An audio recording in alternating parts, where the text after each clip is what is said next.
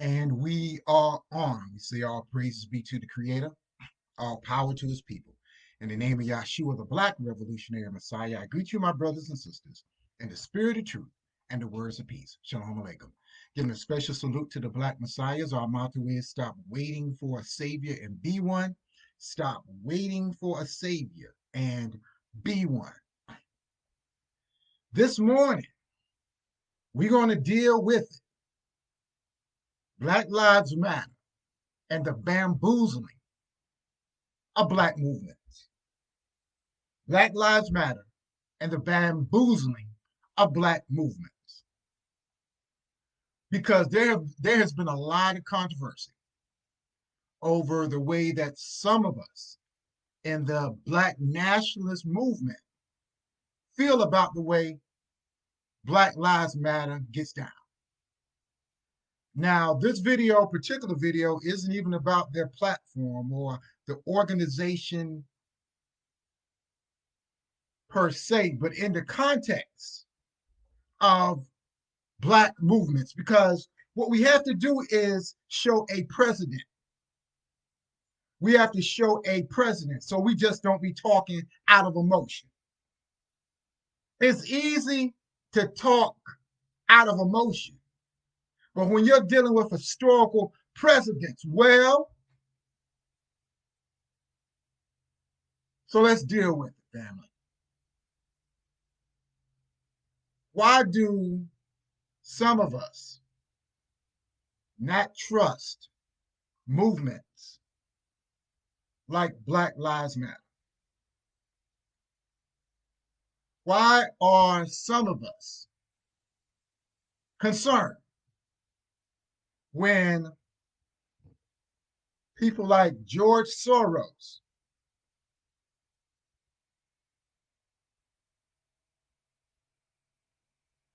donates over $200 million to Black social racial causes? It's simple. He who pays the piper calls the tune. He who pays the piper calls the tune. Just last July of this year, Soros, who's worth about $8 billion, donated another $220 million to racial justice efforts. Well, is that a bad thing that white people are giving money? If you look at the historical precedent, you would be concerned too. But because many of us act out of emotion and we don't take time to do the research and study, we can't make a valid argument outside of our emotions. So let's deal with the research. Historically, white philanthropists have controlled Black movements, whether it's the civil rights movement, the Black Power movement. They've done that historically. Anytime Black people start rioting and protesting, they just throw money at it. Why? Because rioting and protesting is not good for business. It's not good for business. So they will do anything to gain control on Black leadership and the Black movements, because their thing is we'll find out and identify the people who are the head of movements and we'll just pay them off. Let me back up what I'm saying. Malcolm X talked about this in his message to the grassroots. How Stephen Currier of the Taconic Foundation financed the Voter Education Project, along with the Kennedys, in conjunction with the Kennedys, and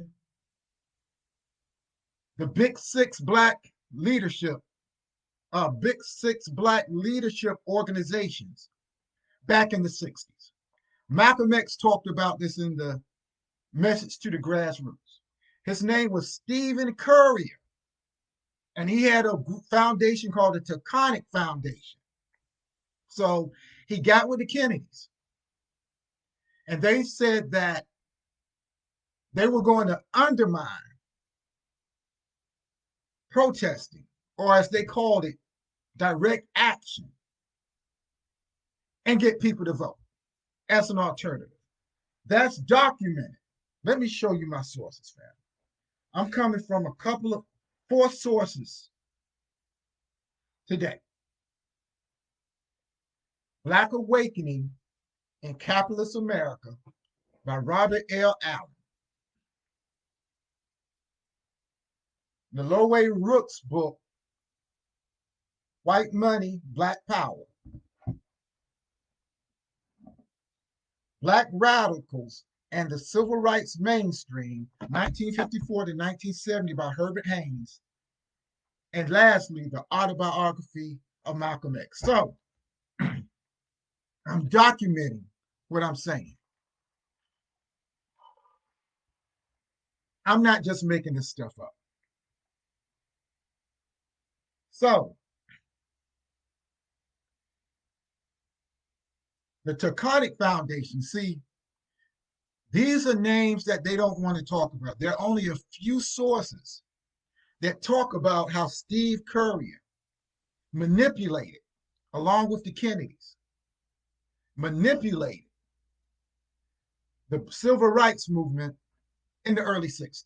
Stephen Currier, a name you all probably never heard of, because these Black organizations got hush money not to ever mention his name. Not to ever mention his name. So, after the Taconic Foundation, there was also around 1966, the Ford Foundation started financing Black movements and Black studies programs. The Ford Foundation. Let's talk about the Ford Foundation.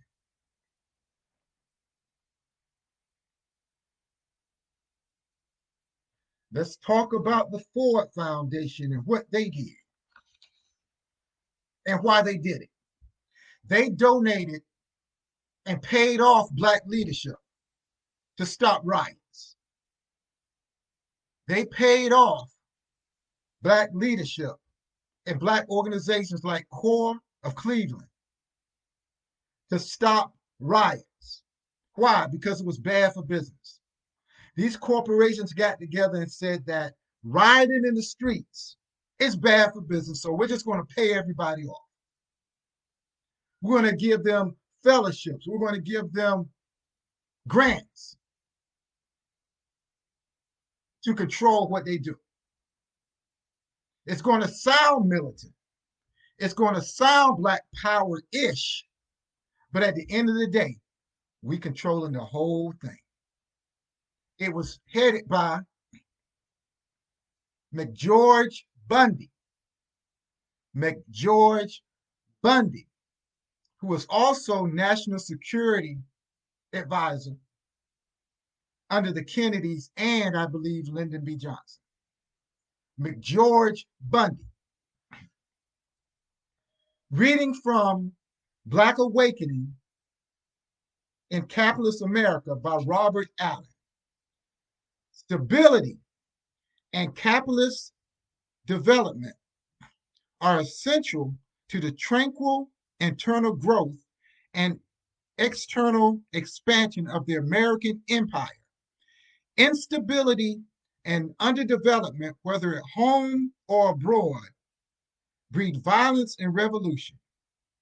It is for that reason, listen, family, By the end of 1966, the foundation, talking about the Ford Foundation, had committed $72 million to research in population control in the United States, Britain, Europe, Israel, Australia, Asia, and Latin America.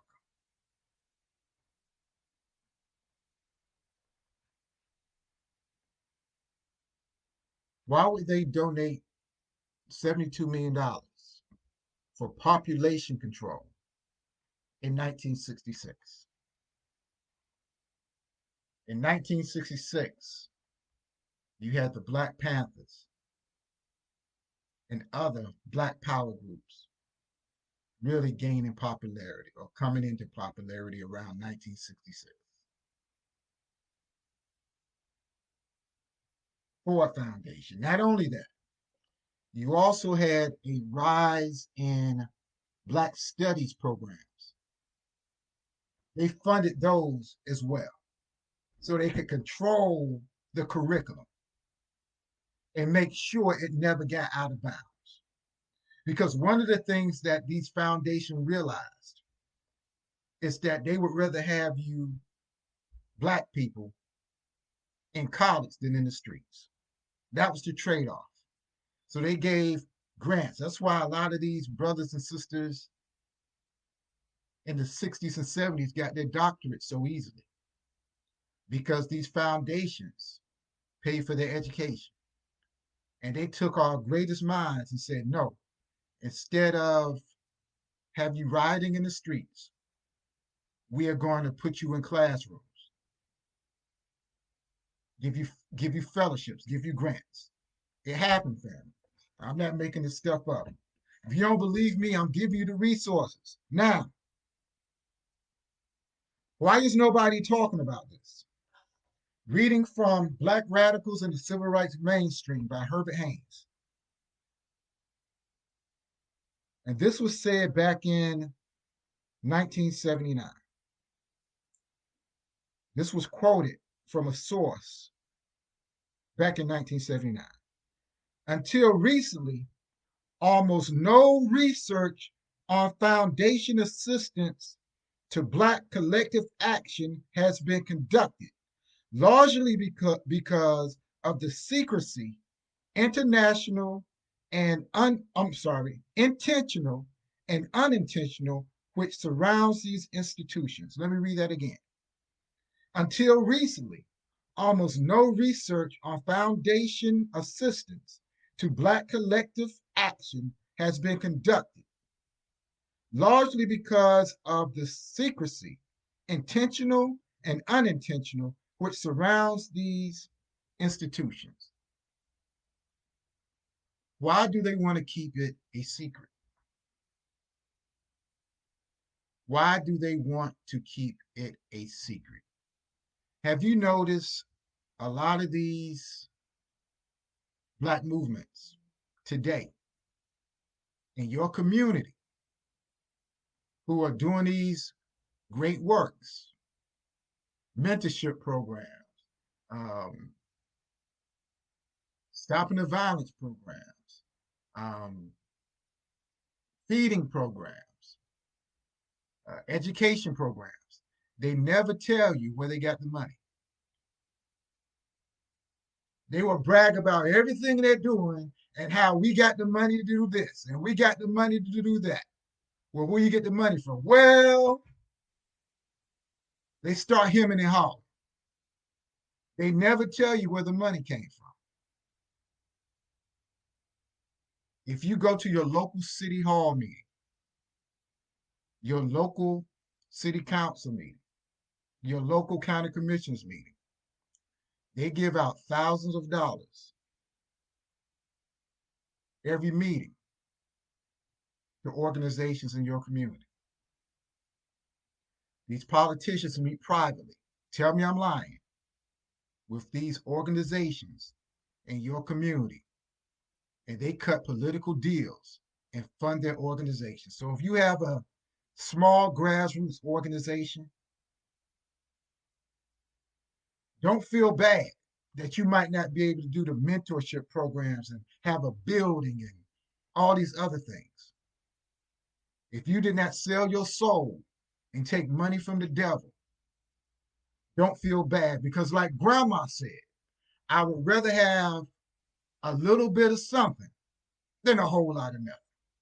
You don't believe me? Go to the next city council meeting and watch these groups that pop up and always seem to get money, always seem to get finance. Anyway, so other than undermining Black movements, why is this dangerous? Why is this dangerous?